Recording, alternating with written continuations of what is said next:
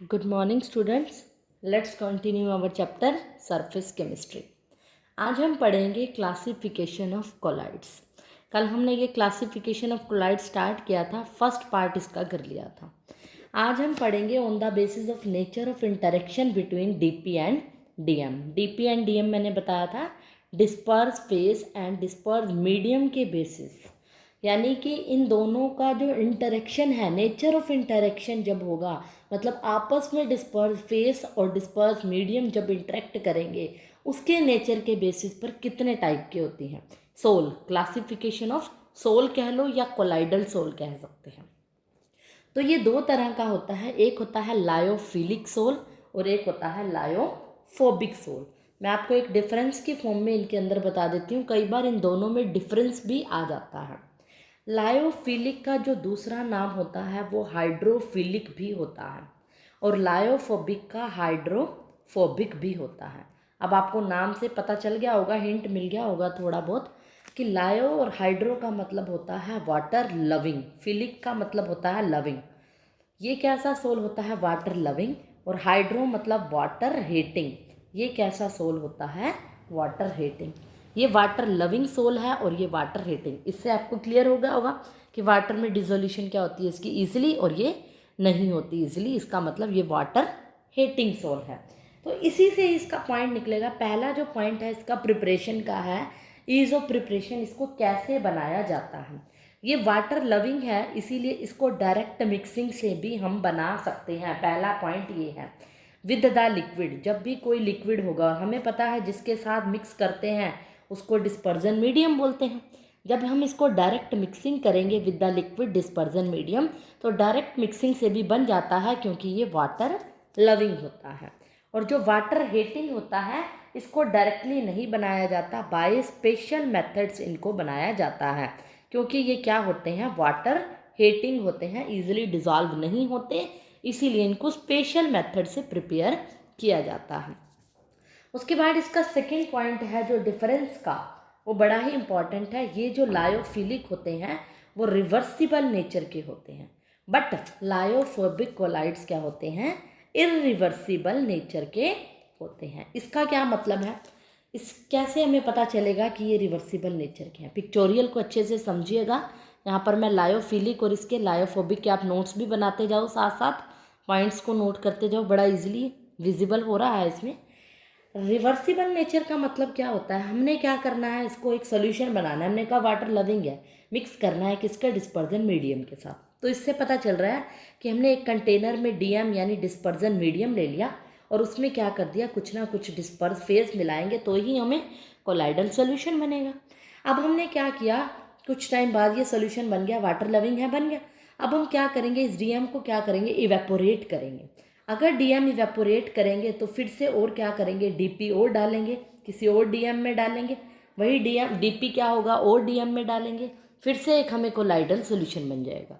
फिर से इसको डीएम को क्या करेंगे? इवेपोरेट करेंगे और डीपी डालेंगे और डीएम डालेंगे, तो फिर से हमें एक ऐसा कोलाइडल सोल्यूशन बन जाएगा। मतलब हर बार क्या हुआ, ये वापस से वापस वैसा ही कोलाइडल सोल्यूशन हमें मिलता ही जा रहा है। हर बार जब हम इस डीपी को डीएम को क्या करते हैं? इवेपोरेट कर देते हैं, कुछ ना कुछ इवेपोरेट करके फिर उसके अंदर कुछ डीपी डालते हैं, फिर वैसा ही कोलाइडल सोल्यूशन बन जाता है। फिर बाकी बचे हुए में भी फिर और डीपी डालते हैं, डीपी डालते हैं, तो हमें ऐसा ही कोलाइडल सोल्यूशन हर बार मिल जाता है। इसीलिए कहते हैं कि ये रिवर्सिबल नेचर का है, वापस हमें वैसा के वैसा कोलाइडल सोल्यूशन मिल जाता है। लेकिन जो ये लायोफोबिक होता है वो क्या है? इरिवर्सिबल नेचर का है।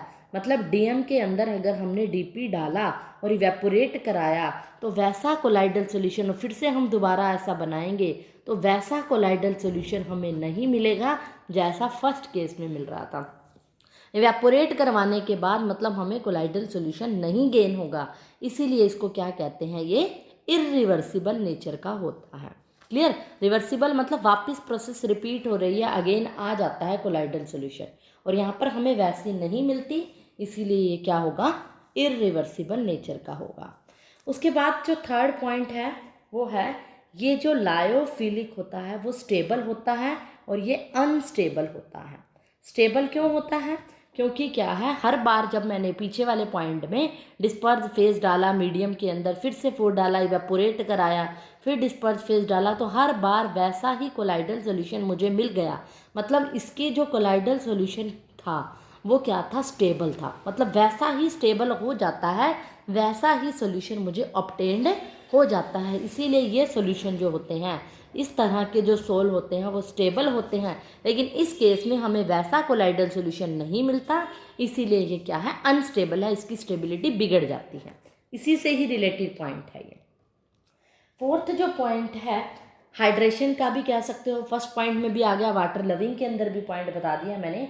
हाइड्रेशन क्या होते हैं, दे आर हाईली हाइड्रेटेड होते हैं, पानी के अंदर ज़्यादा हाइड्रेटेड, क्योंकि ये वाटर लविंग है। और ये क्या होते हैं, नॉट मच हाइड्रेटेड, ज़्यादा हाइड्रेटेड नहीं होते। पहला पॉइंट ही यही बताया ना, मैटर वाटर लविंग या वाटर हेटेड, इसी से ही क्लियर हो जाएगा। नेक्स्ट पॉइंट है इसकी विस्कोसिटी का। इसकी जो विस्कोसिटी होती है, viscosity is much higher than that of the medium. इसके डिस्पर्जन मीडियम से सोल की जो विस्कोसिटी होती है, यानी गाढ़ापन जो होता है, वो क्या होती है, ज़्यादा होती है। विस्कोसिटी आपको सबको पता है, गाढ़ापन। और इसकी जो विस्कोसिटी होती है is almost same as that of medium. जैसे मीडियम की विस्कोसिटी होती है, उसके ऑलमोस्ट सेम होती है। क्यों, यहाँ से गाढ़ापन की बात कर रहा है, विस्कोसिटी की बात कर रहा है।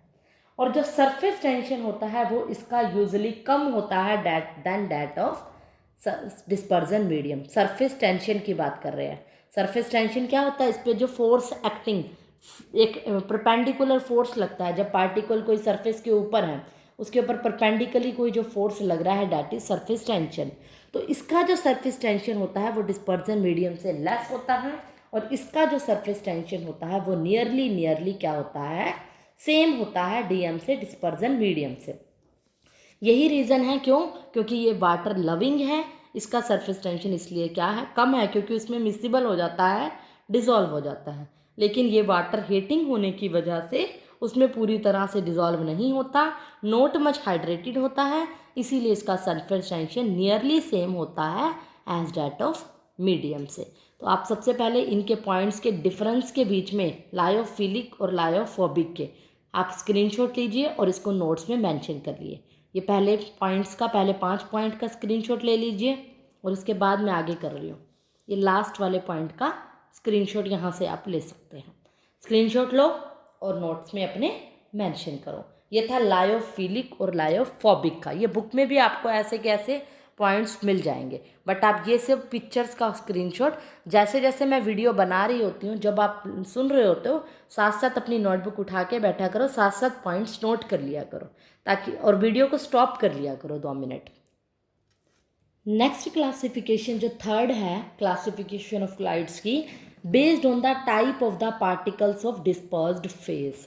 कि पार्टिकल्स का जो टाइप है, कौन से, डिस्पर्स्ड फेज के टाइप ऑफ पार्टिकल, कि डिस्पर्स फेज के अंदर पार्टिकल्स कैसे होंगे, उसके टाइप के ऊपर, उन पार्टिकल्स के टाइप के ऊपर भी ये डिपेंड करता है। पहला जो टाइप है इसका है multi molecular collides.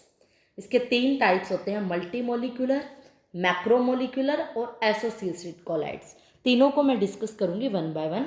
First is multi molecular. नाम से ही पता चल रहा है बहुत सारे मॉलिक्यूल मिलकर क्या बनाएंगे, कोलाइड्स। इसमें हमारा मोटिव क्या है कि हमने क्या करना है, कोलाइड्स को बनाना है। कोलाइड के बारे में मैं बता चुकी हूँ, ऐसे पार्टिकल्स बनाना, क्योंकि पार्टिकल्स के बेसिस पे है, ऐसे कोलाइड बनाना जिसका साइज 1 से 1000 नैनोमीटर के बीच में होगा। तो मल्टी मोलिकुलर कोलाइड में क्या होगा, बहुत सारे जो कोलाइड्स होंगे मिलकर क्या करेंगे, एग्रीगेट होकर क्या बनाएंगे, एक ऐसा सोल बनाएंगे जिसका साइज 1 से 1000 नैनोमीटर हो। अगर बहुत सारे पार्टिकल मिलने हैं, बहुत सारे एटम्स, बहुत सारे मॉलिक्यूल्स अगर मिलेंगे, एग्रीगेट होंगे, तो उनका साइज क्या होगा, इससे छोटा होगा, तभी छोटे छोटे मिलकर क्या बनाएंगे, बड़े बनाएंगे। इसके अंदर क्या होता है, मल्टी मॉलिक्यूल में बहुत सारे स्मॉल एटम्स होते हैं जिनका साइज लेस देन 1 नैनोमीटर होता है, 1 नैनोमीटर से भी छोटे होते हैं, और बहुत सारे मिल जाते हैं, तो ये क्या करते हैं, एग्रीगेट करते हैं। एग्रीगेट का मतलब इकट्ठे हो जाते हैं, एक गुच्छा बना लेते हैं, और क्या बनाते हैं, कोलाइड बनाते हैं। कोलाइड हमें पता है जो सोल बनेगा जिसका साइज 1 से 1000 नैनोमीटर के बीच में होगा, मतलब इसमें एग्रीगेशन होती है। फॉर एग्जाम्पल मैं आपको एक एग्जाम्पल दे देती हूँ, जैसे सल्फर के पार्टिकल्स S8 है। मान लो हमने क्या लिए, बहुत सारे S8 के S8 सल्फर मॉलिक्यूल्स हैं। ये करेंगे, इसको क्या करेंगे, एग्रीगेट करेंगे। एग्रीगेट मतलब इकट्ठे करेंगे और क्या बन जाता है, एक बड़ा सोल बन जाता है सल्फर का S8 का।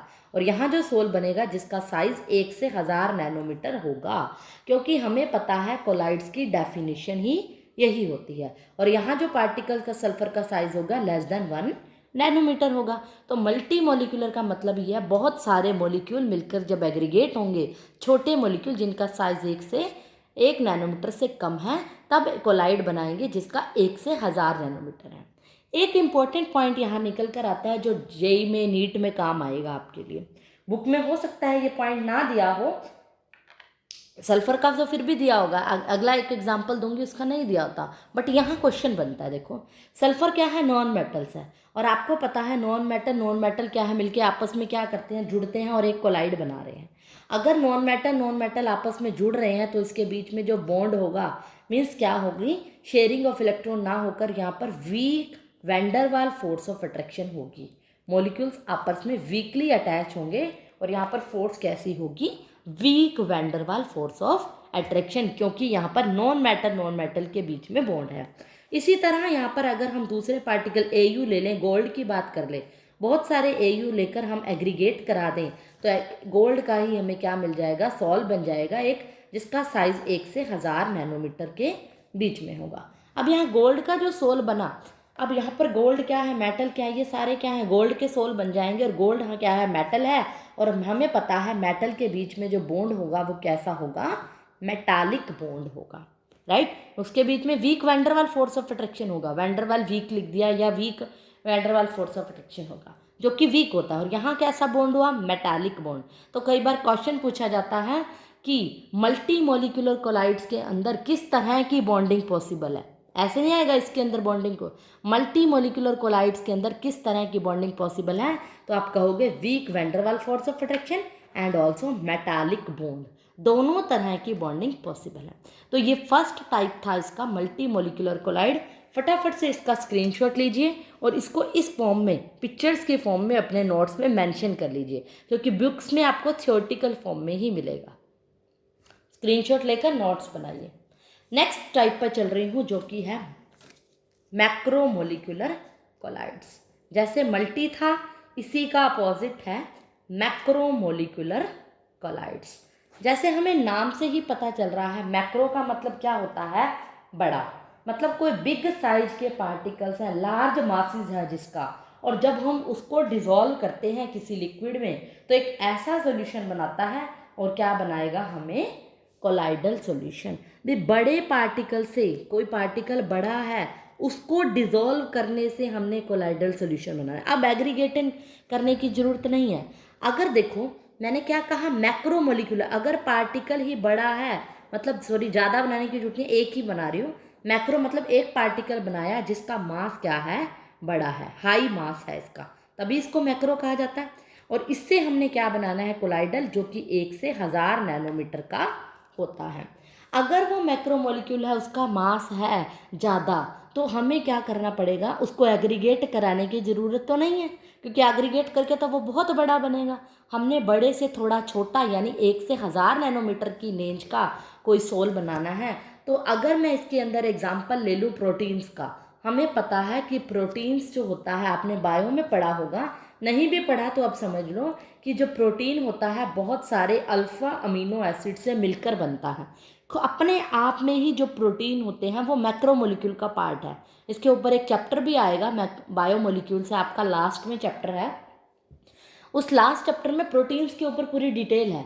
तो वह प्रोटीन्स बताया जाता है कि अल्फ़ा अमीनो एसिड से मिलकर बनता है। बहुत सारे अल्फ़ा अमीनो एसिड्स मिलते हैं तो मिलकर क्या बनता है, प्रोटीन। जब खुद ही वो इतने सारे अमीनो एसिड से मिलकर बन रहा है तो अपने आप में ही ये क्या होगा, मैक्रोमोलिक्यूल होगा, जिसका मास हाई है। और उसको जब हम हाई मोलिकुलर मास को क्या करेंगे, डिसॉल्व करेंगे एक लिक्विड के अंदर, एक ऐसा सॉल्यूशन ऑब्टेन्ड होगा जिसका जो साइज होगा वो कैसा होगा, 1 से 1000 नैनोमीटर, यानी कोलाइडल सॉल्यूशन की रेंज में ही उसका साइज आएगा। यानी प्रोटीन्स को एग्रीगेट नहीं करना। वहाँ क्या करा था, छोटे मॉलिक्यूल को एग्रीगेट किया था, लेकिन यहाँ बड़े मॉलिक्यूल को डिसॉल्व करके उस सॉल्यूशन की रेंज में लाएंगे जिसका साइज क्या होगा, 1 से 1000 नैनोमीटर। जैसे कोई भी इसका एग्जाम्पल हो सकता है, जैसे मैंने प्रोटीन लिया है अभी, एंजाइम्स ले सकते हो इसके एग्जाम्पल्स में, सेलुलोज ले सकते हो, ये भी इसी का ही एग्जाम्पल है। जिलेटिन कोई जेल होती है, वो भी इसी टाइप की मैक्रोमोलिक्यूल होती है। स्टार्च है, वो भी मैक्रोमोलिक्यूल्स में आता है। तो ये सब क्या है, इसके एग्जाम्पल। इतना पार्ट है मैक्रोमोलिक्यूल का, इसको अपने नोट्स में मेंशन कीजिए, स्क्रीनशॉट लीजिए। फिर मैं आगे चलती हूँ, वीडियो को पॉज करके स्क्रीनशॉट लीजिएगा। नेक्स्ट जो पार्ट है थर्ड, एसोसिएटेड कोलाइड्स का है। इसी के क्लासिफिकेशन के अंदर ही है तीनों पार्ट। थर्ड जो है बड़ा ही इंपॉर्टेंट है, एसोसिएटेड कोलाइड्स, और जिसका दूसरा नाम क्या है, मिसाइल्स भी कहते हैं। मिसल्स बोल देते हैं कई, मिसाइल्स भी बोल देते हैं। Associated colloids as the name सजेस्ट एसोसिएट होते हैं। इसके मॉलिक्यूल्स क्या होते हैं, आपस में एसोसिएट होते हैं, जुड़ते हैं। ये सब्सटेंसेस जब डिसॉल्व होते हैं किसी मीडियम के अंदर एट लो कंसंट्रेशन पे, देखो बड़े ही अच्छे से इसकी थ्योरी आपको बुक में दी हुई है, लेकिन मैं आपको पिक्चर के फॉर्म में समझाऊंगी, वही नोट्स में आप मेंशन कर सकते हैं। क्या होता है, मान लो कोई भी डिस्पर्जन मीडियम है और यहाँ पर कोई डिस्पर्स फेस, तो क्योंकि हमें पता है कोलाइडल सॉल्यूशन ऐसा ही बनता है। अगर मान लो कोई डिसॉल्व कर रही हो किसी ऐसे मीडियम के अंदर, डिस्पर्जन मीडियम के अंदर, जिसकी कंसंट्रेशन क्या है, लो है। यहाँ पर एक ऐसा कोलाइडल सॉल्यूशन बनाया जिसके डिस्पर्जन मीडियम, डीएम ही लिख रही हूँ हर जगह में, तो अंडरस्टूड है, डिस्पर्जन मीडियम है जिसकी कंसंट्रेशन लो है। और लो कंसंट्रेशन वाले मीडियम जो लिक्विड होते हैं वो act as a strong electrolyte करते हैं, वो स्ट्रोंग इलेक्ट्रोलाइट की तरह एक्ट करते हैं। वो अगर वो स्ट्रोंग की तरह एक्ट करते हैं तो हमें डेफिनेशन पता है, अगर ये स्ट्रोंगली एक्ट करेंगे तो क्या होंगे, कंप्लीटली डिसोसिएट होंगे। आयंस में क्या होंगे, कंप्लीटली डिसोसिएट हो जाएंगे। अगर वो आयन में कंप्लीटली डिसोसिएट हो जाएंगे तो इट मीन्स वो कैसे नेचर के होंगे, कैसे नेचर के होंगे, पोलर नेचर के होंगे। जो आयन में तोड़ते हैं अपने आप को, वो कैसे नेचर के होंगे, पोलर नेचर के होंगे। अगर हम क्या करते हैं, कुछ एक सॉल्यूशन लेते हैं, ऐसा फिर से बता रही हूँ, डिस्पर्स फेस डाला उसमें डिस्पर्जन मीडियम के अंदर, उसकी कंसंट्रेशन क्या है, लो है। अगर लो है तो वो क्या करेंगे, एज ए नॉर्मल और स्ट्रोंग इलेक्ट्रोलाइट की तरह बिहेव करेगा, जो कि हमें पता है कंप्लीटली डिसोसिएट होता है। और अगर टूटेगा कंप्लीटली तो उसके अंदर चार्ज आएंगे, और चार्ज आएगा तो वो पोलर नेचर का होगा। लेकिन अगर हम एक सिचुएशन ऐसी ले लें, एक ऐसा कोलाइडल सॉल्यूशन तैयार करें जिसमें डीएम की जो कंसंट्रेशन हो जाए एट हाई हो जाए, इसकी कंसंट्रेशन क्या हो जाए, हाई हो जाए, तब वो कैसे एग्जिस्ट करेंगे। देखो लो कंसंट्रेशन पे स्ट्रॉन्ग इलेक्ट्रोलाइट की तरह एक्ट करता था, और हाई कंसंट्रेशन पर वीक इलेक्ट्रोलाइट की तरह एक्ट करेगा। और अगर कोई सॉल्यूशन वीक की तरह एक्ट करेगा तो वो क्या होगा, डू नॉट कंप्लीटली डिसोसिएट, पूरी तरह से टूटेगा नहीं, कंप्लीटली डिसोसिएट नहीं करेगा। और अगर कंप्लीटली डिसोसिएट नहीं करेगा तो वो कैसे नेचर का होगा, नॉन पोलर नेचर का होगा। यानी कंसंट्रेशन बढ़ाने से उसकी पोलैरिटी में क्या आ गया, फर्क आ गया। यानी हाई कंसंट्रेशन पे कोलाइडल जो स्टेट बनेंगे वो ऐसे बनेंगे, एग्रीगेट हो जाएंगे। कैसे होंगे एग्रीगेट, इस बात को मैं अभी एक्सप्लेन करती हूँ। मान लेते हैं कि कोई एक एग्जांपल लेके चलती हूँ कि पहले यहाँ तक के नोट्स ले लीजिए, स्क्रीनशॉट लीजिए और नोट्स में मेंशन कीजिए। एक बार फिर से बता रही हूँ, लो कंसंट्रेशन पे कोई डिस्पर्स फेज और डिस्पर्स मीडियम का सॉल्यूशन बनाया जिससे डिस्पर्जन मीडियम का कंसंट्रेशन लो है और वो स्ट्रोंगली एक्ट कर रहा है, तो वो कम्प्लीटली डिसोसिएट होगा, पोलर नेचर का तो होगा ही, और या फिर ये कह लो कम्प्लीटली डिसोसिएट है तो वो क्या होगा, मिसिबल हो जाएगा, पूरी तरह घुल जाएगा ना उसके अंदर, डिस्पर्स फेज के अंदर मीडियम। और अगर कंसंट्रेशन क्या है, हाई है, तो वीक इलेक्ट्रोलाइट होगा, कंप्लीटली नहीं डिसोसिएट होगा, नॉन पोलर तो होगा ही होगा, नॉट कंप्लीटली मिसिबल, वो पूरी तरह से घुलेगा नहीं, डिसोसिएट नहीं होगा तो मतलब घुलेगा नहीं। इतना सा एक बार स्क्रीनशॉट लीजिए, फिर इसको मैं समझाती हूँ। वो अगर पूरी तरह नहीं घुलेगा तो क्या सिचुएशन होगी। मैंने क्या कहा, लो कंसंट्रेशन पे डिस्पर्स फेस और मीडियम पूरी तरह से मिसिबल हो जाएगा, डिसॉल्व हो जाएगा। लेकिन जैसे जैसे मैं कंसंट्रेशन बढ़ा देती हूँ, हाई कंसंट्रेशन करती हूँ, जैसे एग्जांपल ले लो आप, ऑयल है, ऑयल है, ऑयल को मैंने क्या कर लिया, वाटर के अंदर डाल दिया।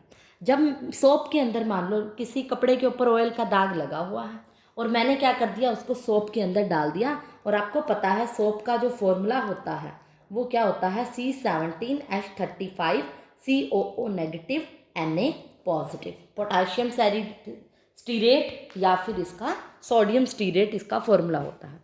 मीन्स इसके अंदर ये पार्ट होता है हाइड्रोकार्बन पार्ट, जिसमें कार्बन और हाइड्रोजन होते हैं, और ये पार्ट होता है COO नेगेटिव Na पॉजिटिव। मान लो ऑयल है, ऑयल के ऊपर मैंने किसी कपड़े के ऊपर ऑयल लगा हुआ है और मैंने क्या लगा दिया, उस पर सोप लगाया। सोप के पार्टिकल्स इस तरह से होंगे। इस बात को मैं आगे समझा रही हूँ नेक्स्ट पेज पे। तो यहाँ तक आपने आई होप नोट कर लिया होगा। इस पॉइंट को मैं अगले पेज पे फिर से बता रही हूँ। हाई कंसंट्रेशन वाले कंसेप्ट को मैंने क्या कहा, कोई ऑयल है, ऑयल पे हमने क्या लगाया, सोप, और हमें पता है सोप का जो फॉर्मूला होता है उसमें एक तो हाइड्रोकार्बन पार्ट होता है, मतलब C17H35 COO negative Na positive होता है। ये हाइड्रोकार्बन पार्ट है और ये क्या है, नॉन हाइड्रोकार्बन पार्ट है। और आपने पीछे ये बात पढ़ी है, अगर ये क्या है, देखो नॉन हाइड्रोकार्बन पार्ट है, इसमें क्या है, आयंस हैं। आयंस हैं तो मतलब ये पोलर नेचर का है, और ये कैसे नेचर का है, नॉन पोलर नेचर का है। अब इसके साथ ये जुड़े हुए हैं COO नेगेटिव Na पॉजिटिव, ये देखो COO नेगेटिव Na पॉजिटिव, ये सारा पार्ट क्या है, इस तरह से, सारों को इस तरह से दिखा लेना, COO नेगेटिव Na पॉजिटिव, मतलब ये इसका आयनिक पार्ट है और नॉन आयनिक पार्ट है। और अगर ये आयनिक पार्ट है, वाटर वाला पार्ट है, तो ये क्या होगा, हाइड्रोफिलिक पार्ट होगा, ये वाटर लविंग पार्ट होगा, राइट। लेकिन अगर ये नॉन पोलर पार्ट है तो ये कैसा पार्ट होगा, इसका हाइड्रोफोबिक पार्ट होगा, वाटर हेटिंग पार्ट होगा।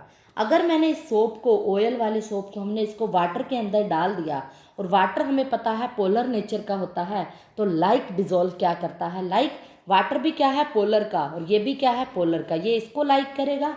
और ऑयल भी क्या है, नॉन पोलर का, और उसके साथ कौन अटैच होगा, सोप का हाइड्रोकार्बन पार्ट, यानी कि जो कि नॉन पोलर नेचर का है। यहाँ पे यही देख रहे हैं, सोप का फॉर्मूला ये है, इसके अंदर ये नॉन पोलर और ये पोलर पार्ट है। नॉन पोलर पार्ट ऑयल से अटैच होगा क्योंकि ये भी नॉन पोलर है और ये भी नॉन पोलर है, और ये पोलर है, वाटर भी पोलर नेचर का होता है, तो पोलर पोलर पार्ट यानी लाइक डिजॉल्व लाइक होंगे। और इस तरह से ये क्या होगा, एक तरह गुच्छा सा बनाएगा, एसोसिएट करेगा कोलाइड को। यहाँ पर क्या है, एक मीडियम के अंदर डिस्पर्जन मीडियम, जब कंसंट्रेशन उसकी ज़्यादा कर दी यहाँ पर, और ये क्या करेगा, एट हाई कंसंट्रेशन की कंडीशन बता रही हूँ क्योंकि हमें पता है ये पूरी तरह से हाई कंसंट्रेशन पे, मैंने अभी बताया, do not miscible, completely miscible नहीं होता, एंड फॉर्म कोलाइड, क्या बनाएगा, एक कोलाइड बनाएगा, या ये कह लो और एसोसिएट, ये क्या हो जाएगा, एसोसिएट हो जाएगा, एक गुच्छा सा बना देगा, जिसको हम क्या कहते हैं, मिसाइल कहते हैं। जिस गुच्छे को हम क्या कहते हैं, इसने मिसाइल बना दिया। ये मिसाइल ऐसा ही होता है। अगर आपने 10th क्लास में क्लिनजिंग एक्शन किया होगा डिटर्जेंट का, सोप का, तब भी आपने यहाँ वहाँ ये बात पढ़ी होगी हाइड्रोफोबिक और हाइड्रोफिलिक पार्ट की। तो वहाँ भी एक मिसल सी बनाते थे, एग्रीगेट हो जाता था, गुच्छा बन जाता था, इसीलिए इसका नाम होता है एसोसिएटेड कोलाइड्स। कोलाइड्स क्या हो गए, एसोसिएट हो गए, जिसका नाम क्या होता है, मिसाइल। और ये किस टेम्परेचर पे होता है, उस टेम्परेचर को हम बोलते हैं CMC। इसको मैं अभी बताती हूँ, पहले इस पिक्चर का स्क्रीनशॉट लीजिए। यहाँ पर मैंने सॉप के बारे में बताया, ये डायग्राम, और ये पॉइंट का स्क्रीनशॉट लीजिए वीडियो को स्टॉप करके। अब मैं क्या बता रही थी, किस टेम्परेचर पे होता है, ये टेम्परेचर जो होता है इसको बोलते हैं CMC। CMC का मतलब होता है क्रिटिकल मिसाइल कंसंट्रेशन, या क्रिटिकल CMC वो टेम्परेचर है, और इस पॉइंट को बोलते हैं हम क्रिटिकल मिसाइल कंसंट्रेशन। ऐसी कंसंट्रेशन जिस पॉइंट पे मिसाइल्स बनना शुरू होती हैं। और ऐसा टेम्परेचर भी कह सकते हो, जिस टेम्परेचर पर ये बनती हैं उस टेम्परेचर को हम क्या कहते हैं, क्राफ्ट टेम्परेचर। टेम्परेचर को क्या कहेंगे, क्राफ्ट टेम्परेचर नहीं है, ये CMC क्रिटिकल मिसाइल कंसंट्रेशन होती हैं, जिस कंसंट्रेशन पर मिसाइल बनना शुरू हो जाती हैं। अगर CMC की डेफिनेशन पूछी जाए, जहाँ पर कोलाइड एसोसिएट होना शुरू हो गए, मिसाइल बनना शुरू हो गए, उस पॉइंट को, उस कंसंट्रेशन को हम कहेंगे CMC, क्रिटिकल मिसाइल कंसंट्रेशन। तो इस तरह से आपने नोट्स में मेंशन करनी है। थ्योरेटिकल पार्ट आप बुक में पढ़ोगे तो आपको बड़े अच्छे से समझ आएगा। बुक में 2 पेजेस का दिया हुआ है, तो इतना कंफ्यूज होने की ज़रूरत नहीं है। इसी तरह जैसे मैंने वीडियो में बनाया है, उस बात को एक्सप्लेन करो और अपने पॉइंट को अपनी लैंग्वेज में भी आप लिख सकते हो। ये जो था क्लासिफिकेशन था on the basis of nature of particles के बेसिस पे disperse, phase and medium. 3 part बताए, डिस्पर्स मल्टीमोलिकुलर कोलाइड, मैक्रोमोलिकुलर कोलाइड और एसोसिएटेड कोलाइड। यहाँ पर क्लासिफिकेशन ऑफ कोलाइड ख़त्म हो जाता है। इसके बाद जो हम पढ़ेंगे नेक्स्ट वीडियो में, प्रिपरेशन कि कोलाइड्स कैसे बनाया जाता है। आपको फिर से एक बार रिमाइंड करा दूं, अपनी जूम क्लास में आपकी अटेंडेंस कंपलसरी है, उसी के बेस पर आपकी इंटरनल असेसमेंट भेजी जाएगी। तो थैंक यू, दैट्स ऑल।